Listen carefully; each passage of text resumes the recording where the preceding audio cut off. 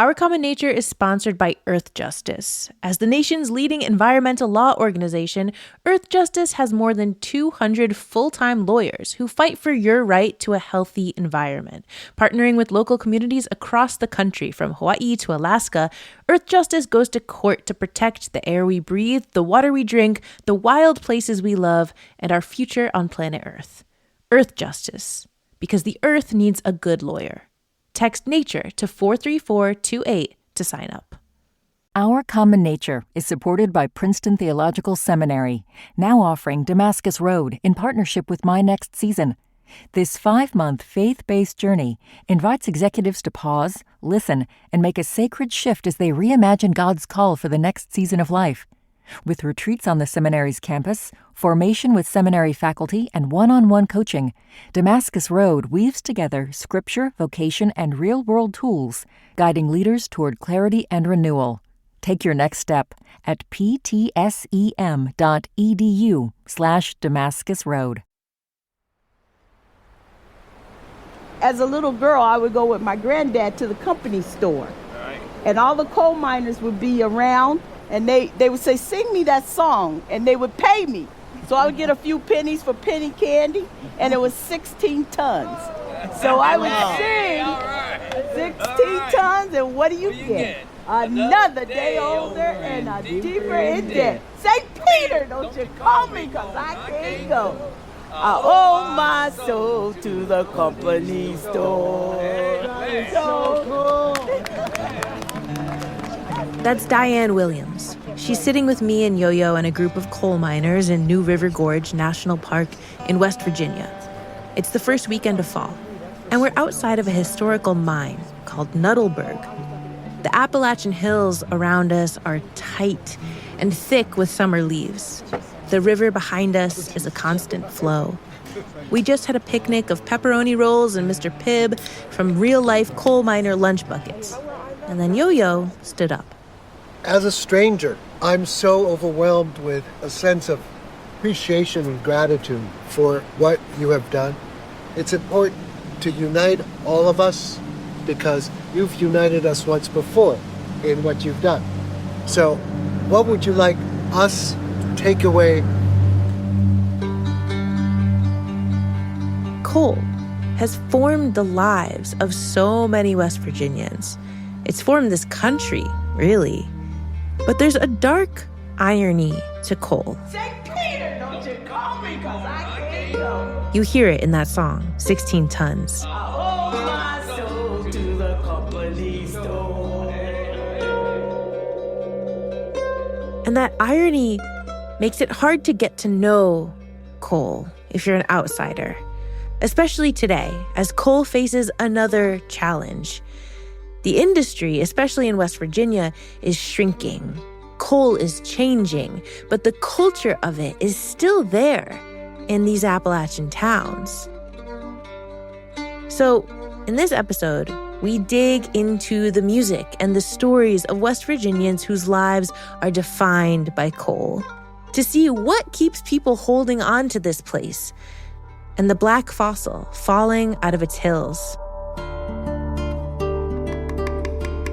Hi, I'm Ana Gonzalez, and this is Our Common Nature, a musical journey with Yo-Yo Ma through this complicated country to help us all find that connection to nature that so many of us are missing.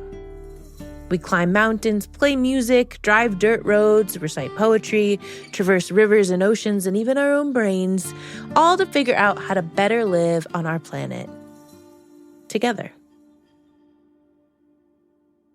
Can I get you to do the classic intro? Who are you and what do you do? I'm Yo-Yo Ma and I play the cello. Always great to see you. Always great to see you. Yeah, thanks for coming on this way. Isn't it weird that we have a podcast together? I know, it's fantastic. Yo-Yo and I traveled deep into the heart of West Virginia because it's a place we both don't know very well.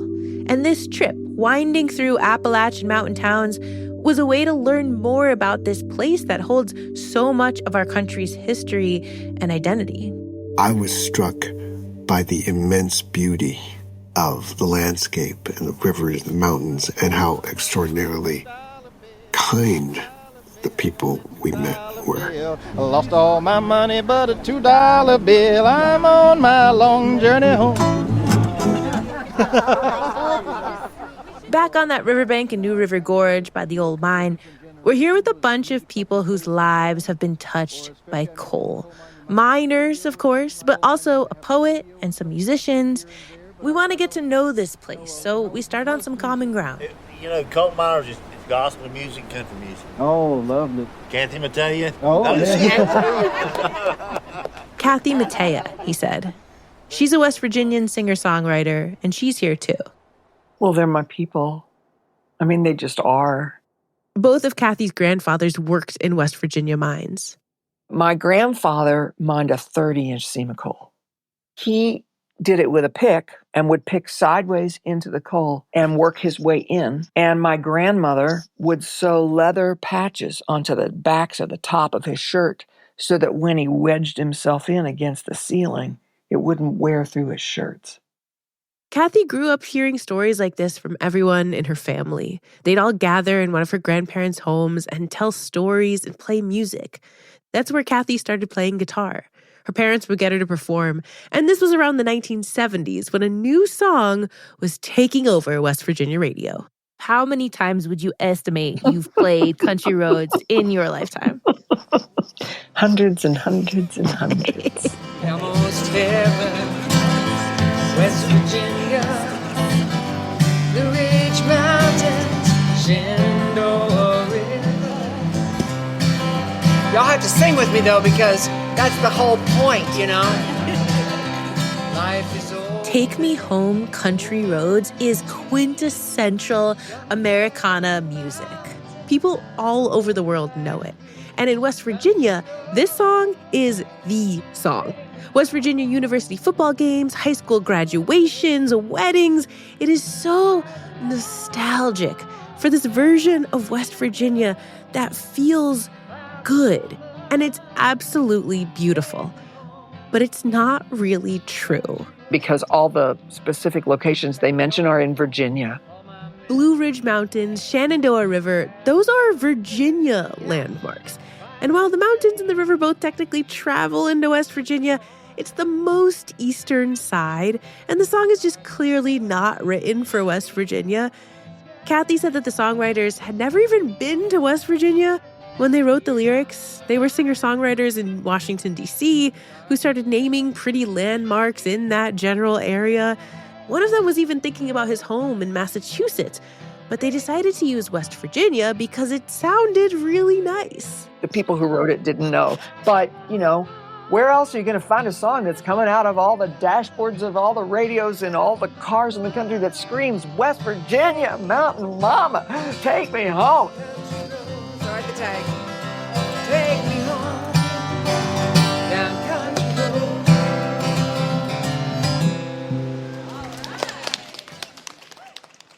It's like a place where people feel invisible. And so to have that celebratory song that's proclaiming our existence and that yearning to be there is profound for people who are from there. And we might be on completely different sides of the political spectrum and the social spectrum and all those things, but we can sing Country Roads together.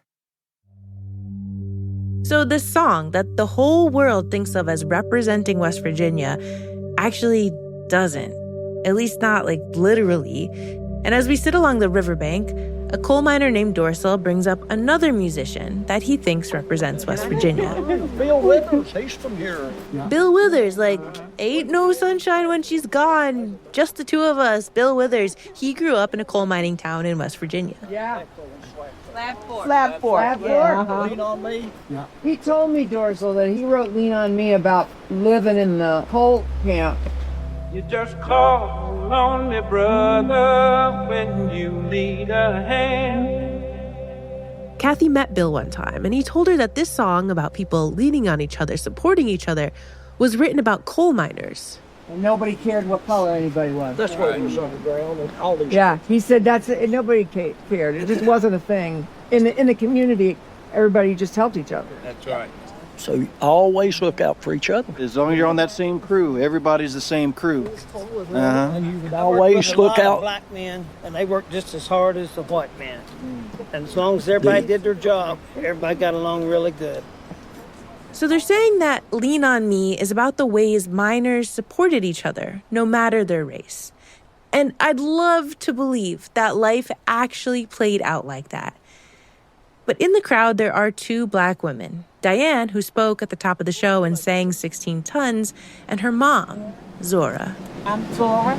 Yeah. I worked underground 20 years. It's hard to hear Zora because she spent decades in the mines and now her lungs are damaged. So her daughter, Diane, who's sitting right next to her and holding her hand, she speaks up. This is my mother, Zora. She worked in the coal mines down at Maple Meadows for 20 plus years until it closed. She told us as we were growing up about the young men that she worked with. But she always had a story to tell about how the men would pick at her and would make her do their work. If she cleaned her belts, they would always leave some more for her to do. And how she used to threaten to beat their you-know-whats when she got them outside. Okay, that's a little different from Kathy Mattea's read on Lean on Me. And it turns out that Zora and Diane come from a big mining family. Talk about history. So my granddad was a coal miner, my uncle was a coal miner, my mom. I still have a brother, Chris Saunders, that's still working in the coal mines. If I want to get to know this place a little bit more, I have to meet Chris. I mean, in coal mining, we always say everybody's going to be Black at the end of the day. Chris Saunders, after the break. Since WNYC's first broadcast in 1924, we've been dedicated to creating the kind of content we know the world needs.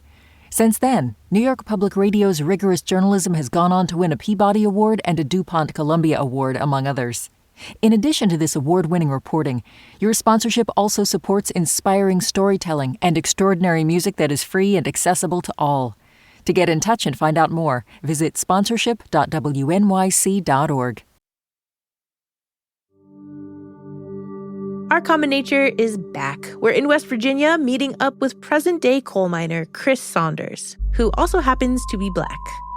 And when you underground, you put all that aside. If you have any prejudice in you, all that, because you got to work together, you got to work safe. Now, when they come back up, it might be a different story. We met up at a local history museum in West Virginia. It focuses on coal mining, and there was an exhibit dedicated to his mom, Zora. Yeah, here. There she is. And this is one of the pictures. This was the crew that she worked with at the end on the belt. Her. Yeah. Whoa. That's her. There's this great photo of Zora in a hard hat and aviator sunglasses leaning up against a chain link fence. And she has the face of a woman who's put up with a lot of shit. And it's so true because there's still a stigma about women being in the coal mines. I can imagine. So, plus she was a Black woman. Yeah. So that stigma was there. Chris told me his mom came to coal mining as a single mom of 4. She had moved down from New York City to take care of her aging parents, and her dad actually was a coal miner. For Zora, working in the mines was a livable wage. It would pay for the house, the kids, the parents. But the other miners let her know that a woman, and a Black woman at that, wasn't part of the boys' club. My mom's a hard worker. She said, I'm going to prove to you I can outwork you, I can outthink you. I'm going to treat you with love and kindness regardless of what you say or do to me. She said, sometimes you just got to let it roll off your back and keep on doing what you got to do. She had a guy that was always wanted to tell her the N-word jokes. She said, oh, baby, I ain't got time for that. I tell you what you do. Write them out for me and let me read them. So every day he writing these big, long jokes, and she'd just fold them up. And then he come to her one day, and he say, I'm the one dumb enough to be writing these jokes out, and you ain't doing nothing but throwing them away. She said, no, I got them all. I'm making you a book. Like that. And buddy, he just laughed. He said, Mom, I'm sorry. And that's just the way she was. She said, now he gonna set up and waste his time writing these jokes out every day, and I let him do it. That's my mom, y'all. I mean, that's just her. And this was just one of the stories Chris had about his mom warding off bullies. They'd steal her lunch. She baked brownies and put X-Lax in them. And so she knew exactly who was getting in her lunch bucket, or her bucket, that's what they call it. Some days, she didn't have a good comeback or the energy to bake brownies. Some days, she was tired. She would always say, I done the best I could for y'all. I said, I know that, Mom, you know. And she would apologize for not being there a lot. So, but I had a great mom. Yeah. Still do. And I'm a big softie. Me too. Dude, yes, but yeah, she's and she taught us how to love people. The sentiment behind Lean On Me was probably not true for Zora.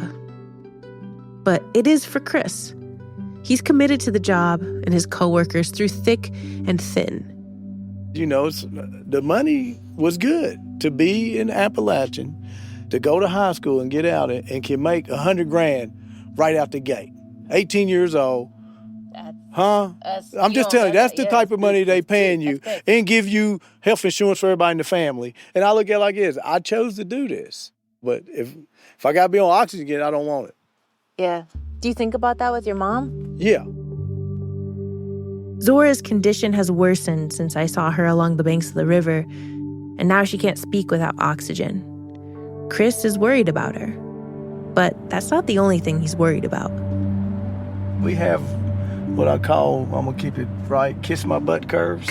Like you're going to go around and then you go. So we get ready to go through a few of them down this way. If you look at a map of Route 3 heading west from Beckley, West Virginia, it looks like a squiggle. It follows every twist and turn of the Coal River. Through Eccles, Glen Daniel, Rock Creek, and Dry Creek, my producer Alan is swerving in the rental car with Chris Saunders as a passenger, and I'm in the back seat trying not to get carsick. I see a lot of Trump. Yeah, all of us. We love Trump. Yeah. Everybody here. Is that because of the coal? That, and now he's an outlaw, so it don't get worse. Like, how much of the population is related to coal? Like, probably 90%. Got it. Yeah. Mm-hmm. It's either railroad, coal, or timber. Yeah, and the railroad is how you move the coal and the timber. Right. Is this weird for you to be in a car when people ask you all these questions? Yeah, but it's all right. I like to talk. Chris, like a lot of miners, isn't quick to trust people with microphones. We couldn't get permission to even enter the parking lots of any of the coal mines that were driving by. People are even suspicious of the North Carolina plates on the rental car. Oh, yo, that's Carolina. He know he can't drive down here. What he doing up here? Yeah. But this one here, this is the kiss your butt one, I call it. West Virginia is an isolated place. It's not only the geography, but the culture. People not from here don't always get it. And the truth is that coal formed these towns. Coal built these houses and set these families up for generations. Coal formed unions and made billion-dollar deals. But coal kills. And coal releases massive amounts of pollution into the world. People today don't usually understand why anyone in the 21st century would work in this industry. Yeah. And that's why I was kind of leery about talking to you at first. Yeah. I'm just being truthful, because I said, now I don't want to say, be nothing negative to what I do. And it's negative to every job. It really is, but it has been great to my family financially and stuff like that. Yeah. Yeah. But for Chris, mining is about more than just making money. It's about survival. In the 80s and stuff, I got into the drug trade and got on some stuff I had no business doing, And then I started going to church in 93 is the year I went into mines. That was just a prayer. I was like, well, God, here I am now. I need to provide for my family. The street life ain't going to get it, And God opened doors.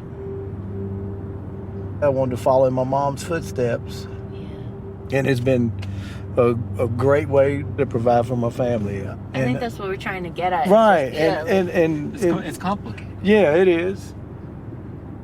The history and culture of coal is complicated.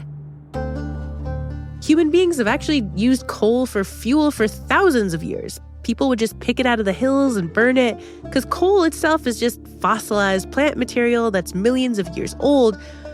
But it's only in the past century or so that coal mining in the United States has grown to be king coal.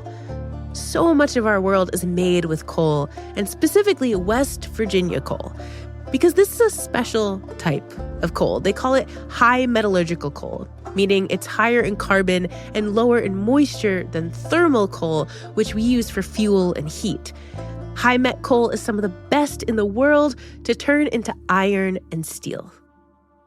That's the pride that I think that people in West Virginia must feel for having actually been the power source behind the development of iron and steel in this country, which meant westward movement, building railroads, cities. That connection was completely lost on me until I went there. Yeah, and it's still going today. So there is still that pride. The people who mine coal for generations, they still love it. The company I work for, I know they export to China, South Korea. You have a lot of big steel mills in India. And then you have Ukraine right now shut down, but Ukraine was a big steel producer for Europe. Yeah? Mm-hmm. And they're buying U.S. coal. Yes, yeah, because again, you have the best coal in the world to make steel. The culture of coal mining is baked into West Virginia, but it's from another time, when more people could get coal jobs. The mines themselves have become more automated and mechanized. The work is different, and they need fewer workers. Even though coal is still being used to make everything from electric cars to solar panels and housing, as we drive deeper down Route 3, the towns get smaller. We see abandoned company stores and downtown ghostlands.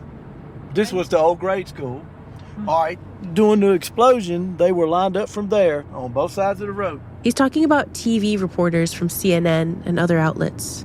Yep, all the way down. All the way down yeah, that's where I had to drive through them every day. They would start right there. What those news outlets were covering after the break.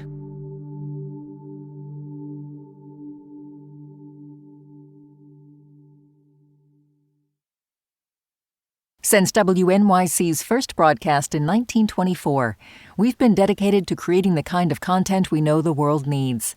In addition to this award-winning reporting, your sponsorship also supports inspiring storytelling and extraordinary music that is free and accessible to all.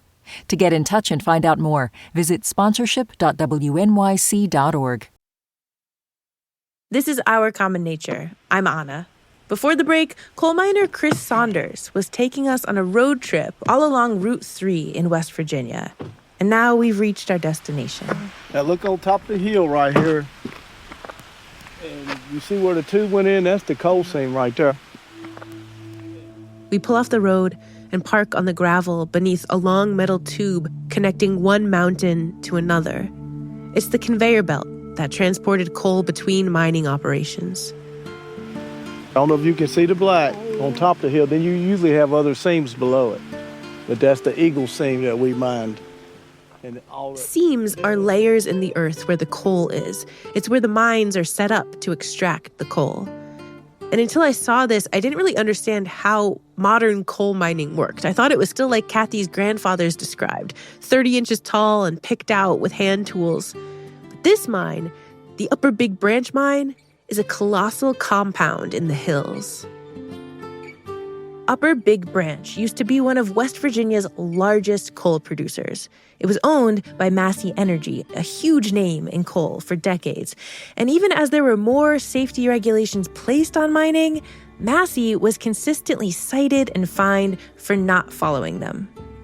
The heavy machinery used today to dig into coal seams brings up more and more coal dust, which, suspended in air, is explosive. In a perfect world, coal dust is blown out of the mines with giant ventilation systems. But nothing is perfect. On April 5th, 2010, a little after 3 p.m., One of the teams at Upper Big Branch burrowed into a pocket of methane gas that exploded and ignited the unventilated coal dust. I was underground. I was a section boss that evening, and it was just a crazy evening outside. You could see this storm coming in, and we was doing our safety meeting about the time the explosion hit. I heard Everett telling Leon, it's bad. I said, Leon, what's going on? He said, been an explosion. He said 32 people could be dead or trapped. He said, don't say nothing yet. I don't want to cause panic. But the news got out. And see, they actually suffocated. Everything pulls out of the air, and they was all like packed in there, like instantly you done dropped down to 15, 16% oxygen. These are friends of you? Yeah. Yeah, I lost a lot of friends. Yeah. Knew every one of them. I'm sorry about that. Yeah, 29 people that day. Chris has led us to a makeshift monument. 29 hard hats sit on 29 crosses.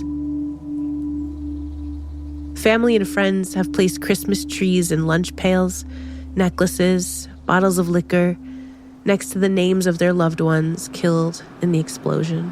I actually worked with Joel, Robert Clark, Steve Hara, we called him Head, Maynard, Willingham, Persinger, and Spanky. Me and Spanky was close. Only 2 people lived. Mousy, but his mind went, I guess, the lack of oxygen. Then another boy named Bennett, he doing fine. He was younger.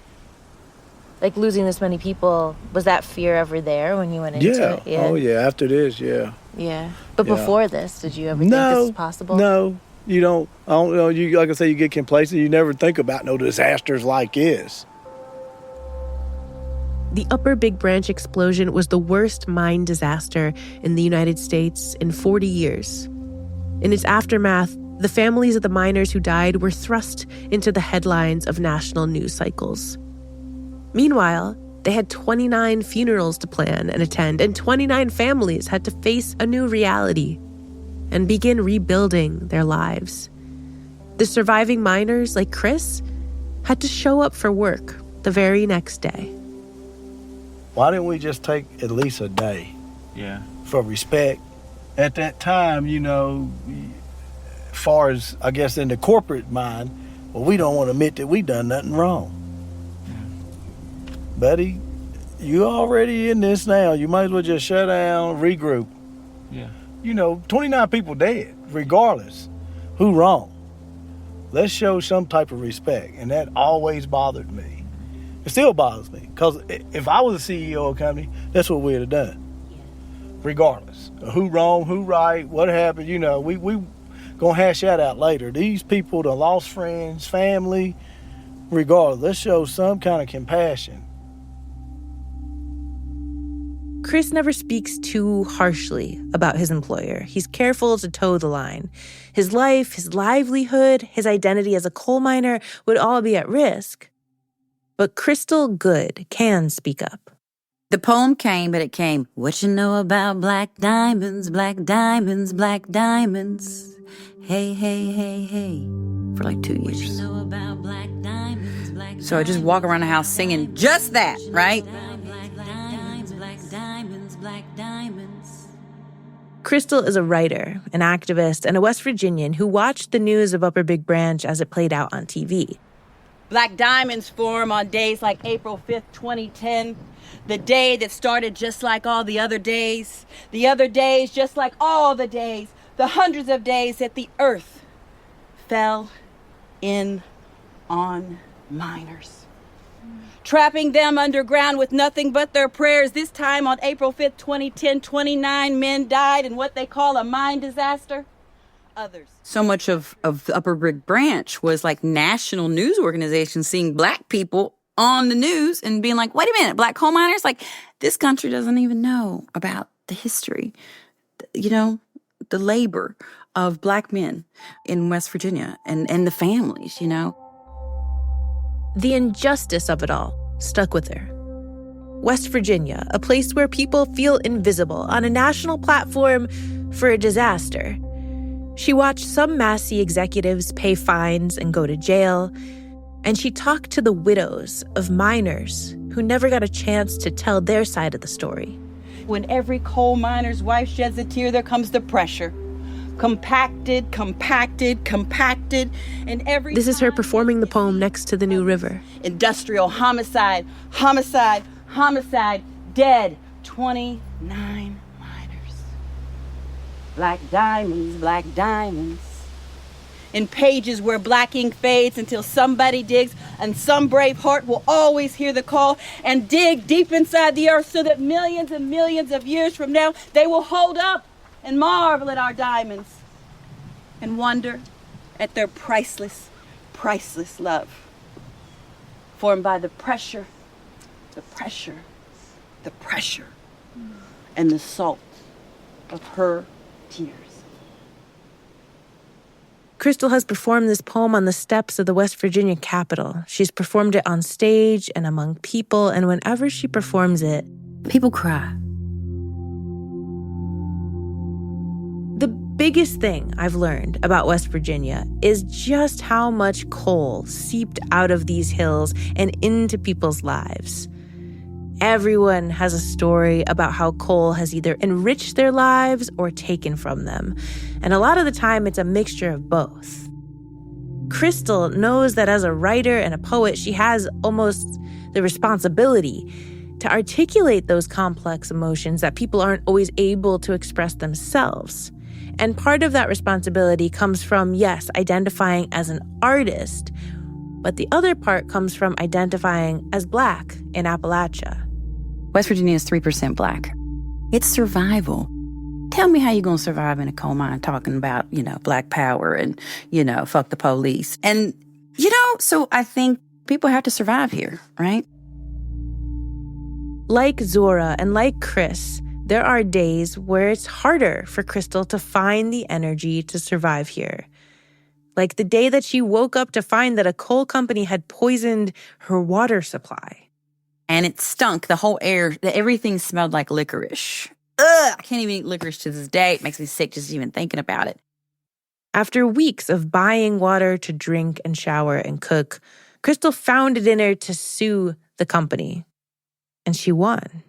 And then folks got their checks, which weren't much. I think people might have got $500. It just kind of made me think, what really is a win? Like it wasn't worth it? I lost all of my friends. They all left. A lot of Crystal's friends who could leave West Virginia did, because of the fear that this could happen again. Crystal stayed. But now it's been over 10 years, and she's tired of fighting. I only have so much energy, and I only have so much time on this planet.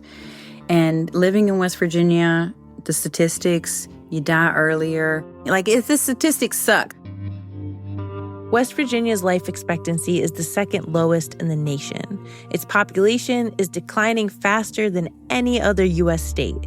That's because of new epidemics like drugs, but also old ones like poverty and the pollution from coal. If Chris Saunders and Crystal Good met, they probably would disagree on some core things.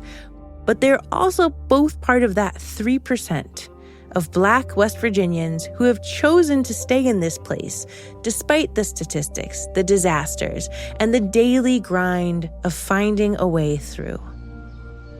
Because outside of all of that, West Virginia is more than coal. And that's where Crystal finds her strength. The coal barons are going to coal baron. But maybe the coal barons couldn't coal baron so hard if we actually kind of built our everyday lives and our school systems and our nursing homes and everything, with nature in mind. And I have no idea how to do this or what I'm talking about. But what I can do is take another group of kids down the New River next year and the next year and the next year. Absolutely. The natural world is all energy. It's the transfer of energy, and life takes place. That's the miracle. I asked Yo-Yo about how he finds the energy to keep going in his life when the days get long, but he still has to perform and be Yo-Yo Ma for the world. And it turns out that he also goes to a place in the mountains. There's a stream. The sound of a rustling brook is maybe one of the most beautiful sounds in the world. And you could see the stars. I saw birds, some blue jays, there was a cardinal. I was listening to the chirping, the tweeting, and it was the most beautiful music in the world. So I carry this memory. It stays there. That will help me get through what I need to get through. I think about really the whole cycle of living. It's inseparable that we are part of this world. We are part of nature. We are part of the stars. We are part of the earth. And I used to not think that, but I now do think that more and more.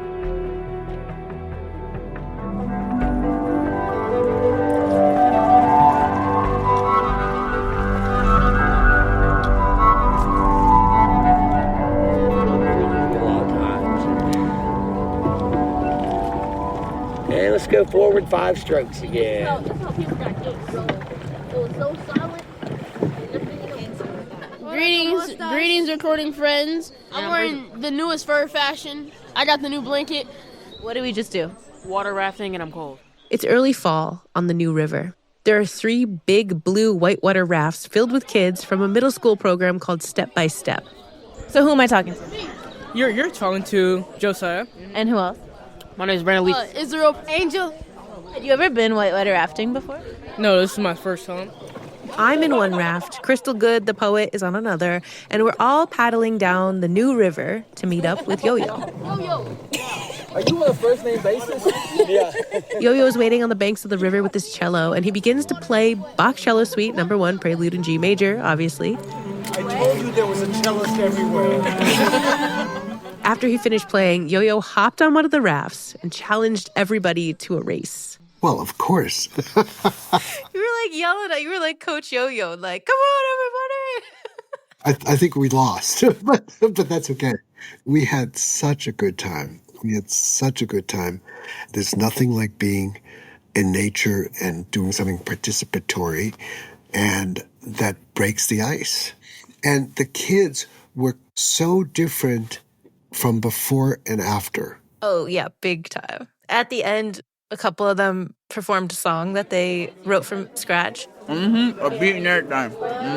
They got all that. I've been making that money. I've been making it since I was 10. Hey, that's the main part of the chorus. It's great. It's fantastic. And that's how it comes out, right? You know, you're relaxed enough, you're safe enough, and it's fantastic. It's so goofy, it's fun. And guess what? It was memorable. Yeah. You still remember it. Oh, yeah. The sun set, and we made it off the river to get a good West Virginia dinner of barbecue and mac and cheese under the string lights of a riverside pavilion. There's a mix of river guides and kids of all ages fixing plates and chit-chatting. It's our last night in West Virginia, so a lot of familiar faces have come out to join in on the food and get a little song going. You ready, Maestro? I'm no maestro. I'm not sure I'm ready. All right. Well, let's see if we can get it. 1, 2, 1, 2, 3. Banjo player Dom Flemons is here playing this tune that he wrote with Yo-Yo. And pretty soon he switches to an old line dancing song. And this is a piece called Great Big 8 here. And starts calling dances. Yeah, when I used to play this one with Joe, he would kick his head back and he'd do a couple of the square dance calls. And he'd go like this. Great Big 8. Boy, we need one another in order to function and survive and thrive. We need one another, and we need to do things together in order to break the ice and to break the cycle of fear, of mistrust, and territoriality. We build up these walls when we're kind of scared, and when we're on the water together and we're doing something. Afterwards, it's it's different. Thank you all so much. There was time for one more song. Oh, yeah, get a harmonica, dog. Any guesses?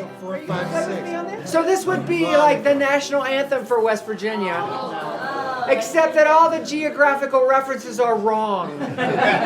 People were requesting it this afternoon, and it's just always like a great opportunity for everyone to sing along. So.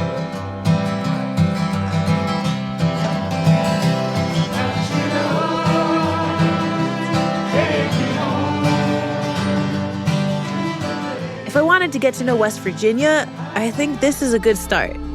It's singing the words to Take Me Home Country Roads, even though I know they're not technically right. Because it feels good to sing by a river with people who love this state and will continue to love it, even through disaster and heartbreak, and who all share a future in this place if they keep fighting for it.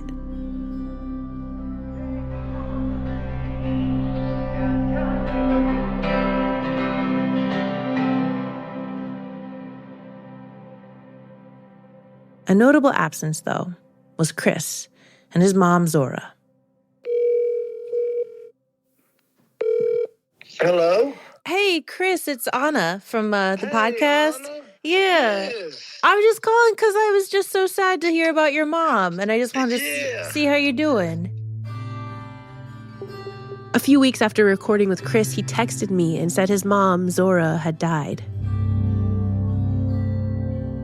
You do, Mama. She done everything her way. And so she told us all she was ready to go. She said, Jesus got my house ready. That's what she told us. We read her lips. And my sister sung to her. She patted her foot and just smiled. And she looked at me and said, ain't you got to go to work? No. Yeah. So, I mean. What did your sister sing to her? She liked this one song, Jesus on the Main Line. Tell him what you want. If you need a healing, tell him what you want. If you need a miracle, tell him what you want. Well, it was one of her favorite songs. Yeah, Jesus on the Main Line. Call him up. Tell him what you want. Yeah, that was one of her songs.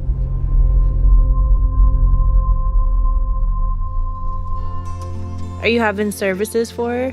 Yes. And I'm going to work up until Monday anyway. I know you probably think I'm crazy.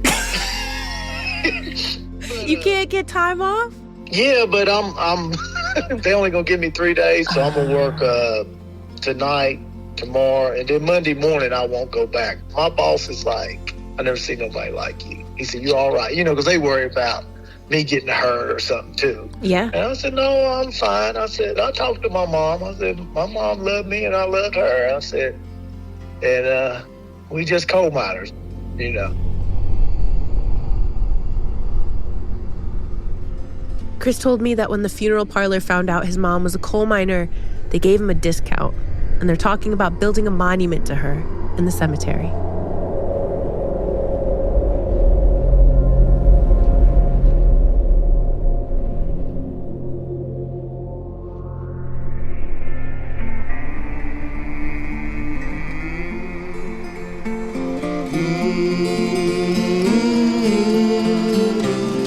For this one here, there's going to be one line that comes up a whole bunch. We are almost down to the shore, and I'm just going to run it one time so you can hear it. We are almost down to the shore. Let's try it one time. We are almost down to the shore. Moses died on the mountaintop. Praise the Lord, said Moses' heart. We are I want to end with this song that Dom Fleming sang on the banks of the New River by that old coal mine where we ate pepperoni rolls. He sang it to me and Yo-Yo and Kathy Mattea, to Crystal and to Zora. He found this song in the Library of Congress, recorded by John Lomax. It was written and performed by a black musician named Jimmy Struthers. He worked in a coal mine outside of Baltimore. He was caught in an accident. He was blinded by it. And he met John Lomax about a year after he had gone blind. And that was the one recording they had made of that song, We Are Almost Down to the Shore. Peter, Peter, out on the sea, drop your nets and follow me. We are almost down to the shore. Despite it all, Cole led us here, to this sweet moment along the New River. And maybe the lyrics of this song aren't quite true either, not literally. But the feeling I get every time I hear it transcends that. I go back to the hills and the river. I see Zora holding her daughter's hand. I see Chris and Crystal and the kids on that raft racing Yo-Yo down the river. I see a place where the river flows clean under cloudless skies, and the country roads take everybody home. Fight on, children, and don't turn back. We are almost down to the shore. That's Dom Flemons singing us out.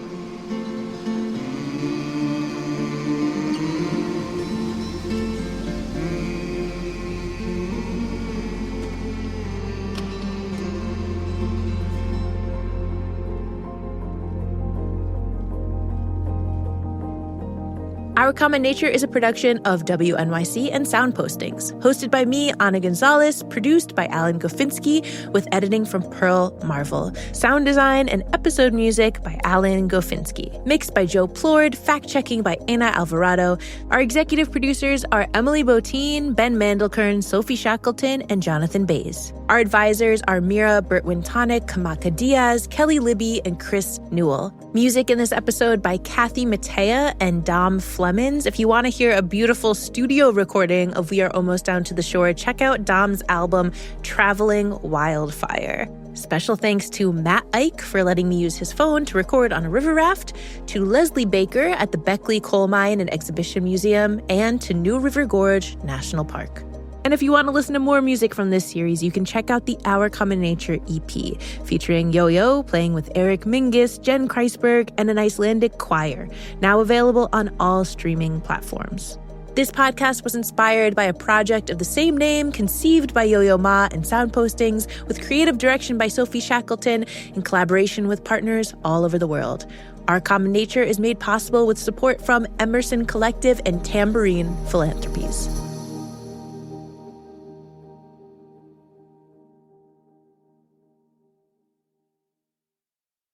Our Common Nature is supported by Princeton Theological Seminary, now offering Damascus Road in partnership with My Next Season.